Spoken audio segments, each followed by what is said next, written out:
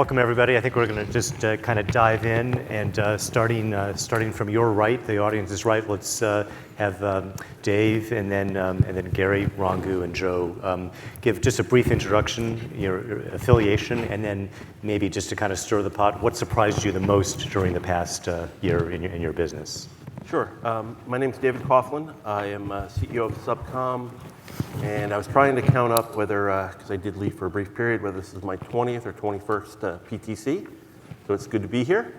For me, I think the thing that I'm surprised about most is, we were fortunate as a kind of global community to have a long period of things getting a little easier, permits getting a little more expedited, world conflict tamping down, and now we seem to be in a little bit of a state of entropy where everything's getting a little more complicated, disputed waters, more difficult permitting process, but at the same time out of that came a lot of opportunities for cables to land in different places. So I think how much harder it got, but then people finding and working together and finding good things to bring from it was the biggest surprise for me. 23. Gary, welcome. Thank you. Gary Smith, I'm President and CEO of Sienna and have been for almost a quarter of a century, so I can't blame it on anybody else at this point. So I think the biggest surprise for me, apart from my beloved football team finishing second in the Premier League, Aston Villa, at the end of the year, which was a big shock, was really the supply chain snapping back as quick as it did. Given all the challenges that we've seen over the last couple of years from an industry point of view, I thought that would take a lot longer, and we're seeing lead times now come back to basically where they were before, if not in some cases a little better. Rangu. Hi, I'm Rangu Salgame, the co-founder and CEO of Princeton Digital Group. We are a Singapore-headquartered pan-Asia data center company, 6 countries, 800 megawatts or so in a portfolio, backed by Warburg Pincus, Ontario Teachers Pension Plan, and Mubadala. Last year, AI, of course, for us, that was a big impact for our industry, particularly, Jonathan, the speed and velocity, the scale and velocity at which things came was unprecedented. I think none of us planned for that, anticipated the scale, the speed at which it came, and what's still going on in the industry. I think capitalizing the market opportunity, but also how do we plan for the future? Joe, welcome. Thank you. My name is Joe Cava. I'm the Global Vice President of the Data Center Organization at Google. So that basically is kind of end-to-end life cycle from land and energy all the way through design, build, and operate. So I think for me, the most surprising aspect of 23, like Rangu said, is the speed and velocity at which the demand was coming to us, and the challenges that placed on the organization from a delivery perspective. But unlike Gary, I see the supply chain, at least on the physical data center infrastructure, hardware to build and power data centers is still really broken. Yeah. Lead times are longer than ever and increasing. Prices are remaining high, even though the commodities and the labor has normalized. So, and there's not much incentive to change that because you've got 2 years of backlog and high prices. That's a pretty desirable condition, but it's broken for what we need today.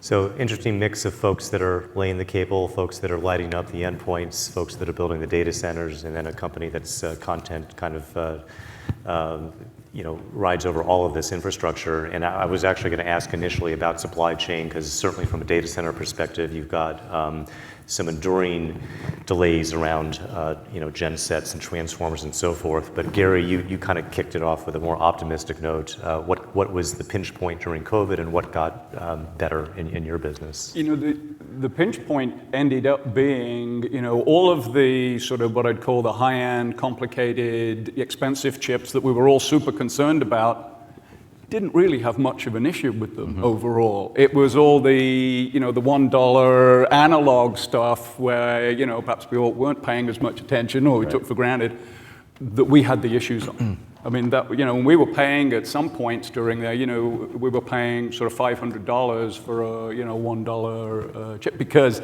as part of a system, we're waiting for that, that last little piece of the jigsaw to ship systems of millions of dollars. So that really was the issue. And I think when I think about it from a sort of design point of view, supply chain, certainly we were all just in time, and we're really good at that. And I think that the fundamental change that's gone on and the learning that's gone on, if you will, is that now we're designing our supply chain more about reliability and transparency and control so that we can see everything. Mm-hmm. And I think what happens with a lot of certainly system vendors is they hand over really the reins of the component tree to the contract manufacturers.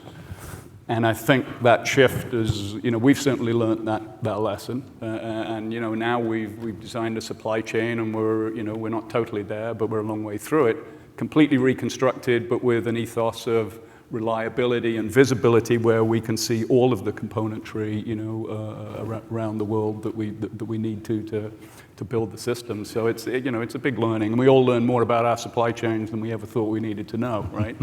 In the last couple of years. But I'm interested, the fact that you're still seeing in your fundamental sort of stuff all of the challenges. For us, it was really about the low-speed analog chips, which are now plentiful in supply. So we're going to wade into a lot of these. There's supply chain, there's energy availability, which I think is a kind of a growing pinch point for hyperscale AI, of course. But as we kind of kick off 2024, want to hit on geopolitical factors, in East and Southeast Asia and the Mideast. What impacts are you seeing around efforts to diversify subsea traffic and to accommodate growing demand? So I guess. Dave first, and then Gary, and feel free to chime in, Joe. Sure. Obviously, I don't think it'd be a surprise to anybody. The world's a more complicated place, like I said in my opening remarks, and that's caused certainly delays and extra cost into certain systems, but it's also provided opportunities. And we see things like the Google announcement where these networks are now being brought to different countries than they were before. I think back a few years ago as tensions were rising between the U.S. and China. I certainly don't want to wade into, the relevancy of who's correct or incorrect on that, but, there's lots of talks about what we're going to do. And, what I see came out of that is better network designs. People started designing a northern network, a southern network, and inter-Asia connecting them. This brought data centers and jobs to countries that wouldn't have had them if we kept doing the same thing over and over again. So, it certainly added complexity in the networks that were caught up in that kind of philosophical change between the two companies. Certainly had to have great flexibility between the purchasers, the suppliers, and the governments to get through it. But when we came through the other end, if you look at the Pacific now, it's a more reliable network setup than it was before. So, there's a lot going on in the world, a lot we're trying to work through, as a community. But historically, this community, going back to the telco bubble burst, the banking crisis, COVID, and now this, we've always figured out how to pull together and make these systems be realized. I think it's because the end customers really need them. The host countries where we're going, it's of critical importance to them. So everybody wants these to happen, and we just have to work through the problems. Gary. Yeah, no, listen, I would agree with everything Dave has said. I mean, the good news about everybody in this room and us sitting at the table is the people want the stuff that we've got, right? So that's a really good thing, and that's the fundamental sort of backdrop to it. I think if you sort of step back from all of the geopolitical challenges that are going on, right now, the sort of fundamental defining element, and you talked about it, is really the sort of, whatever you want to call it, the sort of decoupling with China, I think, is the fundamental one. And we've been living for that with a little while, and my own view is I don't see any catalyst for that to change. And in fact, probably, see that, continuing. But I think we've all learned sort of coping mechanisms with it, to describe what you're saying. We work around these things because people want what we've got, and we work as an ecosystem, as a team to go figure that stuff out. And if you look at the sort of end result of it, it's frankly, more investments. There's more cables going in. There's greater communities being touched and bought into the internet. So it's we're kind of figuring it out. Yeah, I mean, I think of the 25 years you've been in your seat. I've been associated with Subcom for that period. If you think of the challenges this industry overcame, it is an incredibly resilient industry in that regard. Not many industries would have much the same players, both as individual people and companies sitting around that went through the telecom bubble, the banking crisis, et cetera. As we do here, it's proven to be a very resilient industry. I think, the pandemic certainly taught us how dependent we all are on digital infrastructure. Yeah. Not only dependent from our day-to-day lives, but how about, commerce? The world did not stop. We continued on and we excelled even in, the worst lockdown pandemic, certainly of my lifetime.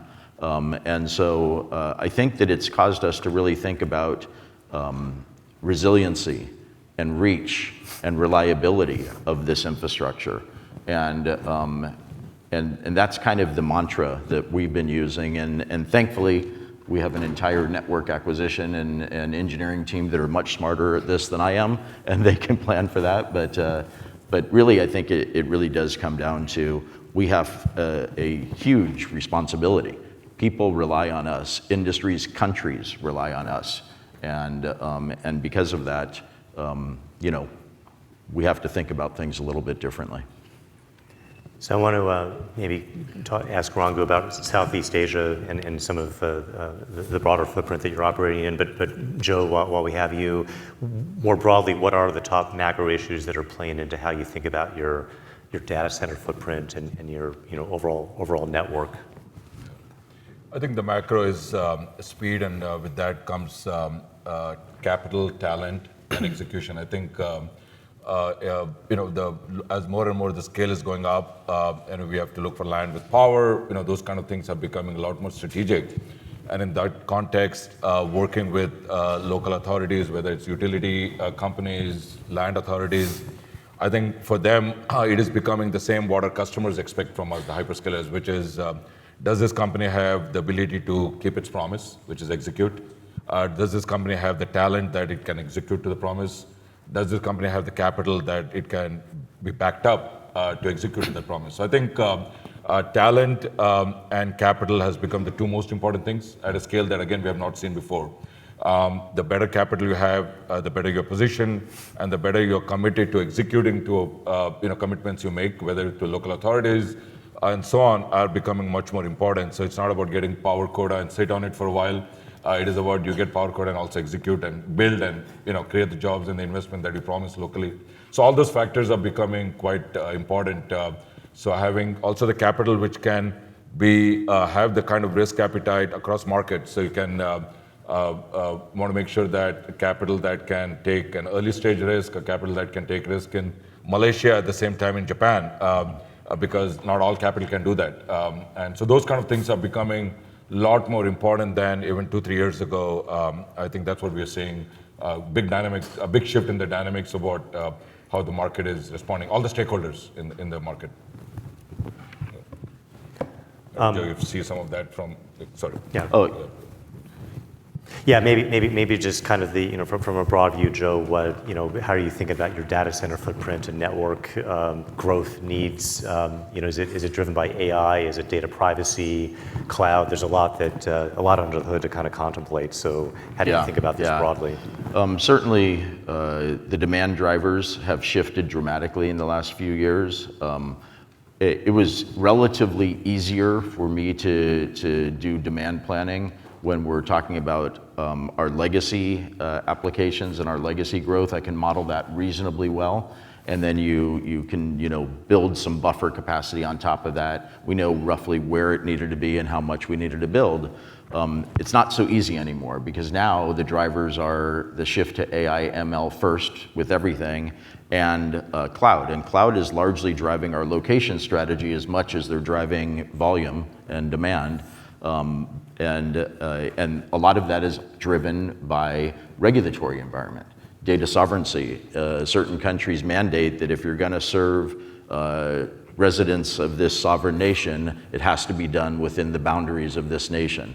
And so that, that mandates where we're going to have to be in many instances. It also, with AI and ML, it's kind of a bifurcation of you've got these really large generative large language models, and the training of those would, be more efficient to be centralized and to really large workloads.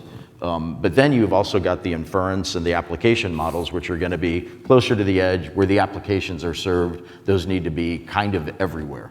And so the demand planning has gotten infinitely more complicated, and this is all nascent. We don't really know 5 years from now how much you're going to need. And when you're talking about data centers and deploying the type of capital that you were referring to, we need runway. We need a couple of years to be able to plan. If we have to buy land and get power contracts, and particularly now, it's kind of a power first strategy because you can't be guaranteed getting power even if you have land. So you have to go in and get that secured, and these things just take time. And so if you have very low visibility in your demand plan years out, and you have a runway that requires years of planning, all you can do is do, kind of base load modeling and then like 95th percentile modeling and pick how much you want to spend, and then you have this buffer to operate within. That's kind of the only way you can do it, really, and it's certainly suboptimal. If I may add a comment, picking on Joe's, your comment on site selection, data sovereignty becoming critical, I think juxtapose that with sustainability issues are becoming core and center. Singapore has faced the moratorium over the last 2-3 years, driven by green power issues in the nation. Yep. And with that, there's a need, and the market is kind of created the regional markets like Johor in Malaysia, which, jokingly we say in Asia, that's a new Ashburn in Asia. These were markets that we didn't think about 2 years ago, but now suddenly you have to solve for these issues of sovereignty as well as sustainability issues becoming quite central to decision-making and site selection. So with a lot of growth not happening in Singapore and in JB just across the strait and elsewhere, Thailand and so forth, how does that affect, I guess from a Subsea perspective, where you're seeing demand and new routes being deployed? Yeah, it's very interesting for us because we started talking about some of the additional complexities. So if you look at it, there's countries that really fit a nice profile for what you want to do, but then maybe the approach to them goes through Indonesia. We all know that Indonesia's got cabotage, it's got long extended cycles to try to get a ship, and repair issues that go in there. So it's trying to bring the juxtaposition of what is the right total design, and I think the world is changing so fast. We're all struggling to catch up to that. We're now getting people asking us about routing cables around Indonesia, whereas if you look at it, we routed through Indonesia to try to route around China, right? So it's trying to stay in front of that while you're trying to catch up to what the demand's going to be, and it's becoming much more of a difficult prediction because the time to perform is getting longer as well. So you're forecasting further out in time. But we're seeing a lot of action, certainly Trans-Pacific, Transatlantic, and Inter-Asia. And then, currently we're in a major build cycle, kind of Singapore through to Europe. And obviously that's being, potentially affected by what's going on in the Red Sea. Hopefully not, but we'll see. But it's pretty global for us right now. It is amazing. You had mentioned how fast the demand's coming. We're seeing it everywhere.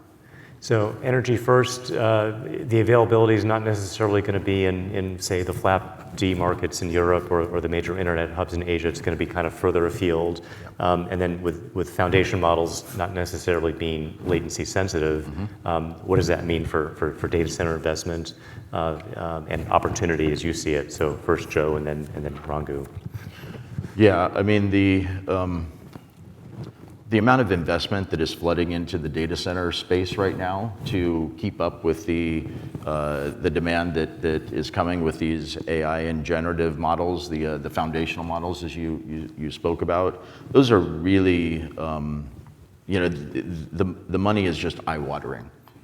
You can read almost every week about new multi-billion-dollar funding that was put in by this private equity group. Private equity groups are buying other private equity groups because it's infrastructure, and there's just such an appetite for it right now. So the money is flooding in at an unprecedented rate, really.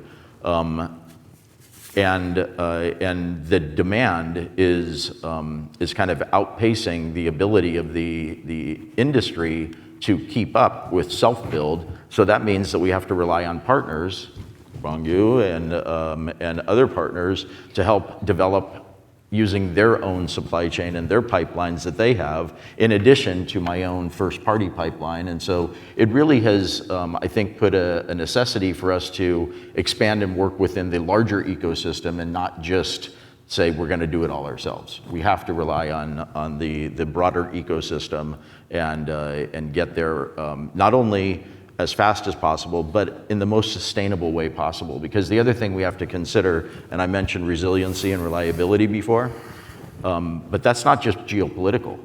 That is natural disasters that may, in fact, be much more common in years in the future than they have been in years in the past. And because of that, we have to plan for that, and that means routing. It means connectivity to places that we haven't connected into before. It means data centers probably in more locations than what we've done before.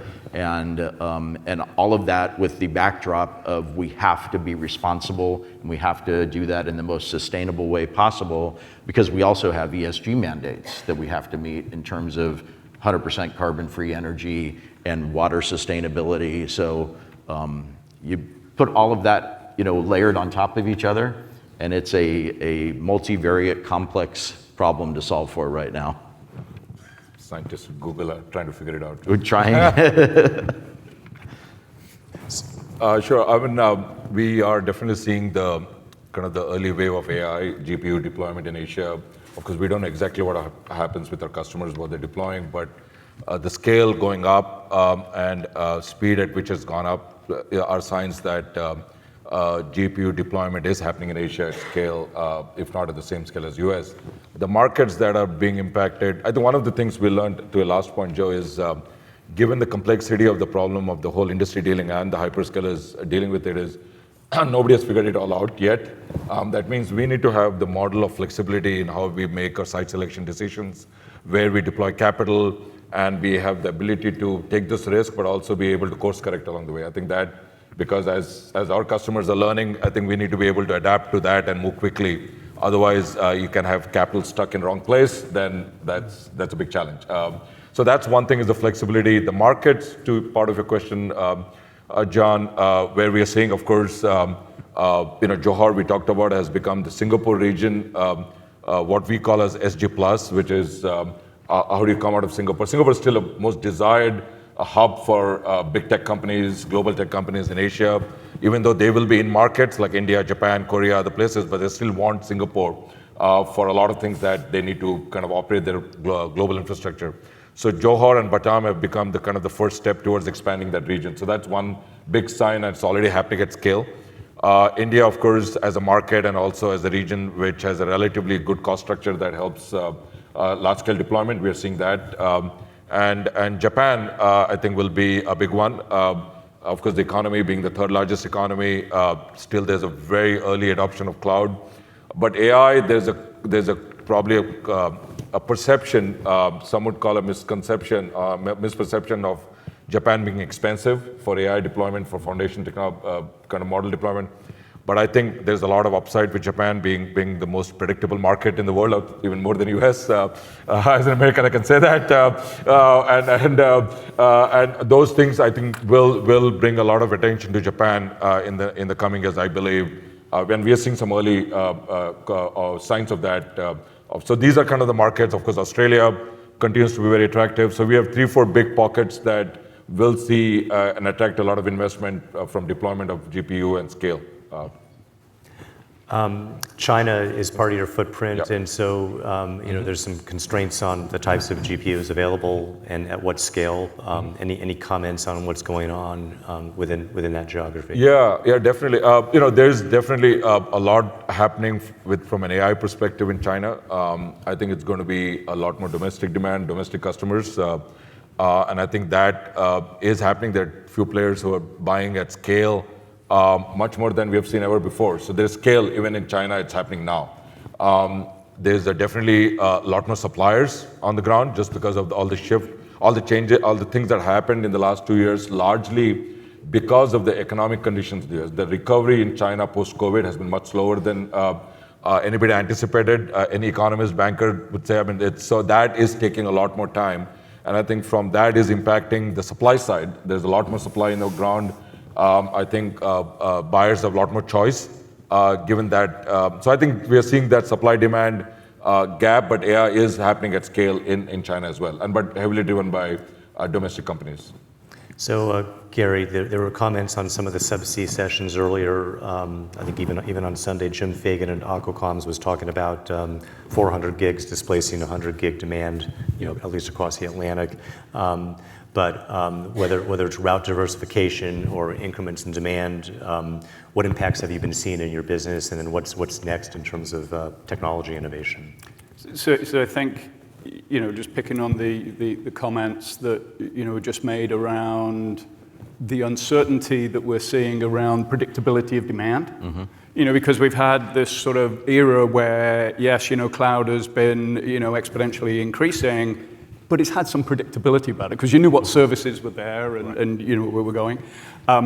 So you've got a period that we're entering into, I feel, where we really find it very difficult to predict what's going to go on because, lest we really, remember the AI stuff really hasn't left the data center apart from, ChatGPT and all the first, it's the sort of appetizer, if you like, of AI.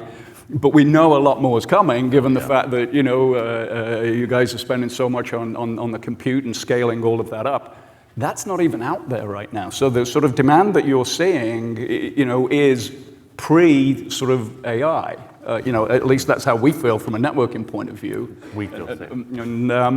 And yet we're in a period, as you were saying, Dave, where we've got a lot more complexity to deal with. Lead times are going up to get the data centers in. And so I think it's a period of, great uncertainty in the industry, but people are investing because, we know it's coming. But we're seeing growth even pre all of that. That's pretty steady. I mean, traffic growth around the world is about 20-30%. And, a lot of the investment community always say, this is cyclical. Well, it is from a sort of an investment point of view in different things, but if you look at it, if you look at actual capacity, for the last 20 years, it has increased between 20 to 30% a year. Now, we're doing different things with the capacity, but it's been very steady growth. And I think, to your question, Jonathan, and what folks are saying about the increase up to 400 gig and the rest of it, I think you're just going to continue to see that. I mean, case in point with Ciena, our revenues last year were up 20%. Now, some of that's a snapback from the whole supply chain thing, so that's not the normal, run rate, which is sort of about, 8% kind of growth. But I still think you're going to see very strong growth even prior to whatever happens with AI being really out there on the network. And the other point that I would make is the sort of good news is as you were saying, Joe, you're driven really by the power and the challenges around sovereignty and the rest of it. And then the good news from a network point of view is we can figure the network out after that. We'd love to follow you, kind of follow you around, if you know what I mean. Because the bigger problem is power. We can figure the network out, notwithstanding all the the routing issues and the rest of it. But even that we've always figured out. We're here to help, right? Yep. Gary has the sexy part of the job. We do all the base build, and he comes in and lights it all up. We were joking earlier, after you guys do all the hard work. We have people out in shovels, and then you show up. I don't know how difficult this is, guys, really. So I think we may have time for questions if anybody in the audience wants to make themselves visible. I think I see some microphones along the aisles. maybe Zhao or others are going to want to step up. But maybe drilling down on regulatory impacts, and we talked about data sovereignty a little bit. Anything specific, whether it's financial data, consumer data, that you see driving investment in places like India? We've seen maybe some impacts in Indonesia, but across Asia or Europe for that matter, anything to kind of keep an eye on over the next year or two that might influence the amount of data center capacity and network capacity? Let's start with Rangu. Yeah, I think a lot of things what we may call regulatory constraints are actually more sentiment in a market.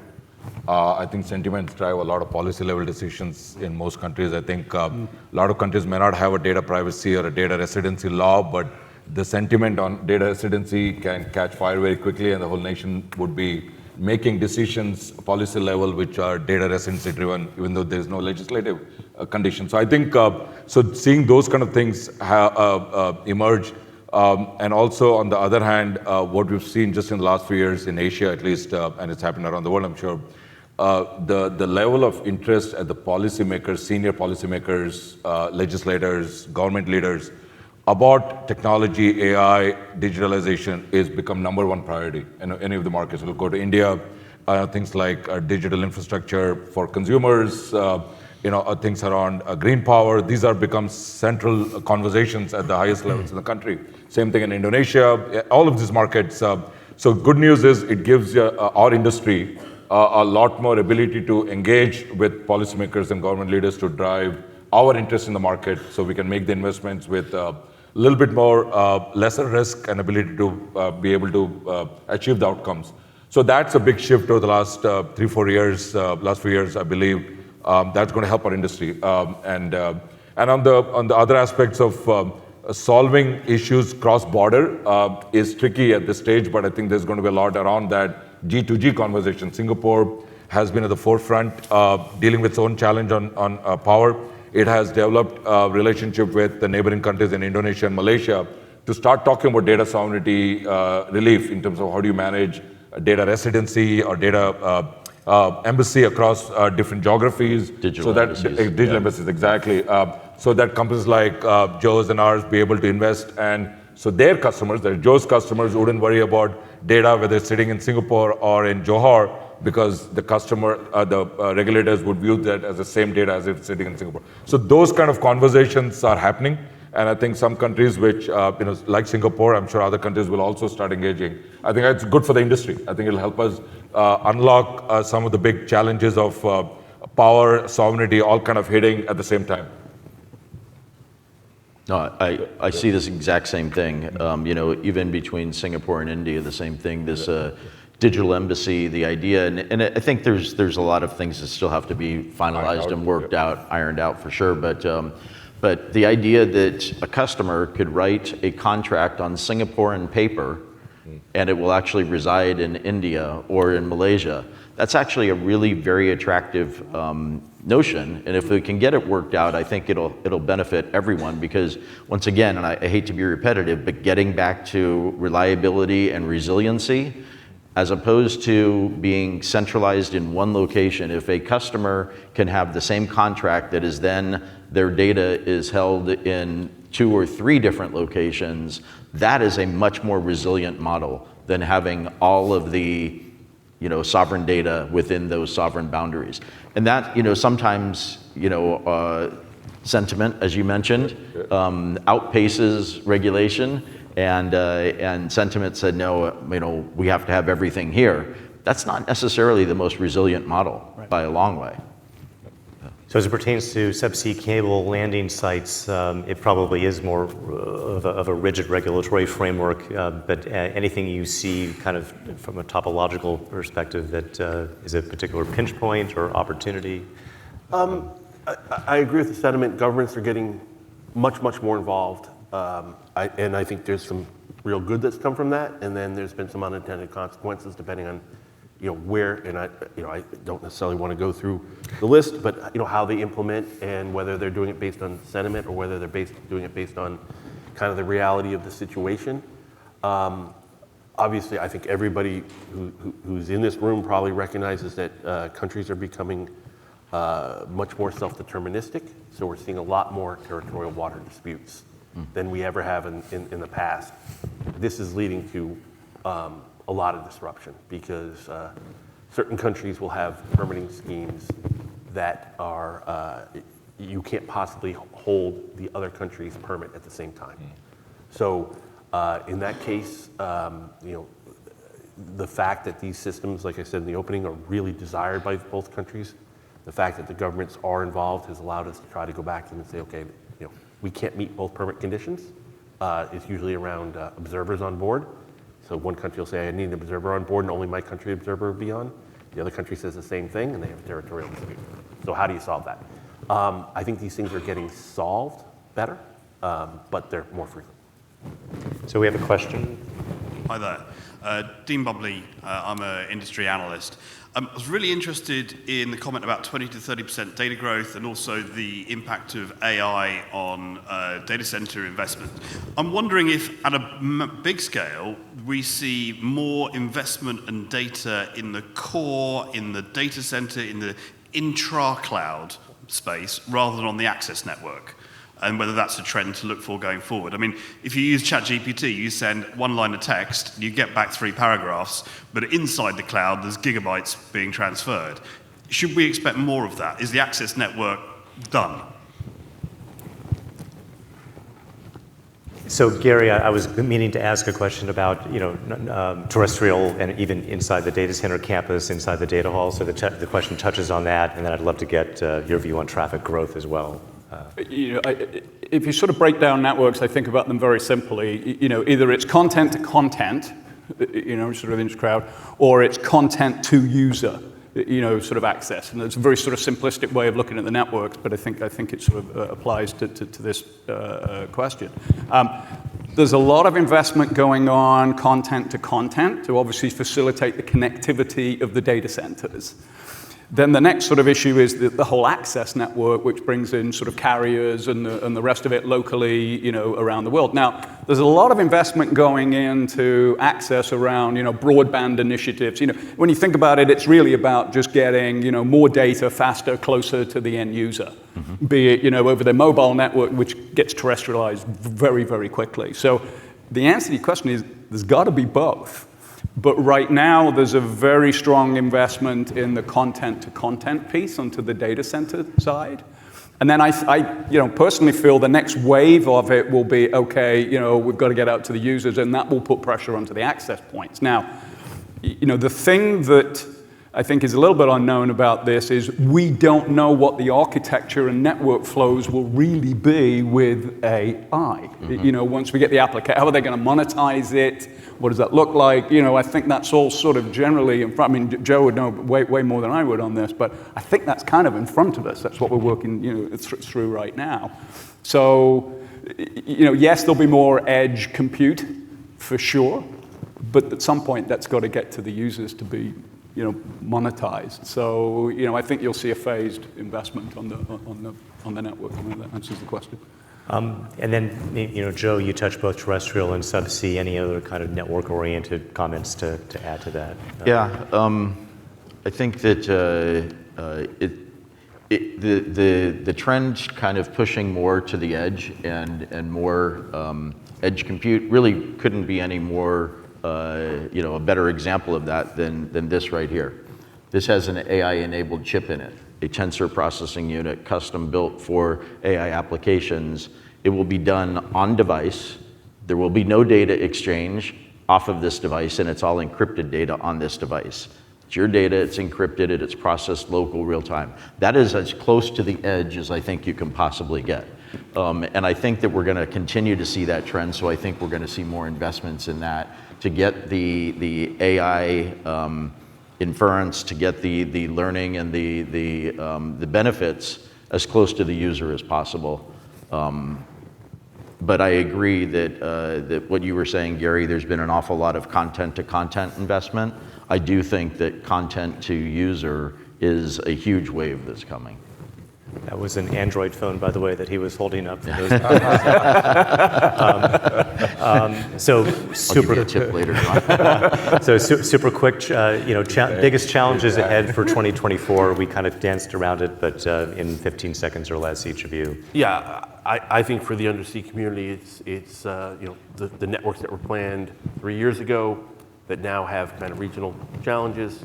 How do we break free and get those completed when the permits are due, and et cetera? So we're not there yet. That's looking out through the dashboard into the future for that. That'll be the biggest challenge. Is these networks now span the entire globe. So when there's a flare up, it's how do we deal with it? Gary. Really sort of in advance of all the sort of AI wave that we think is coming of traffic, how do we prepare the network for it? What additional investment? Because we're in the infrastructure business, everything takes time, right? Yeah. And we know we can't, predict everything. We don't have the models to predict this new kind of traffic, but we have to make some assumptions and start to get some of the long lead pieces out there in investment. Raghu. A couple of things that I would worry from an industry perspective is talent and capital. I think the scale at which we're building as an industry, I think it just, where do we find the people to build these massive data centers we're all after? I think the talent is important as an industry. I think we have to deal with how do we create more pipeline of talent, not just pipeline of sites, but also talent, and how do we create talent to attract to this industry? What kind of things we do to attract talent into the industry?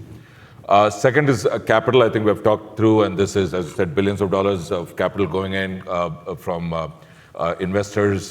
There's enough capital formation out there to fund this on the private side. But at the same time, not all will be able to attract capital, and all capital won't go to good outcomes because there will be some challenges along the way. So I think the industry should not shy away from some failures that will happen along the way, because at the same time, I think strong companies will get stronger. So overall, talent and capital, if companies which can figure that out better will come out stronger. And Joe, you get the final word. I think that it's going to come down to a lot of partnerships, right? We're going to be building in places we haven't built before, and partnerships not just with external stakeholders, but internal stakeholders also. If we're going someplace we haven't been before, it's easy for us to think about a power-first strategy, but what about network? Are the network connectivity, is it ready? Do we have access to one of our cables, because that's the most cost-effective way of getting data between content to content, and public partnerships. How do we partner to get the labor and get the talent ready to enter this digital infrastructure workforce, and can we do that in a responsible, sustainable manner? And those are the challenges that we have to kind of solve for collectively. Thanks everybody for your time. Thank you. Thank you, John. Yeah.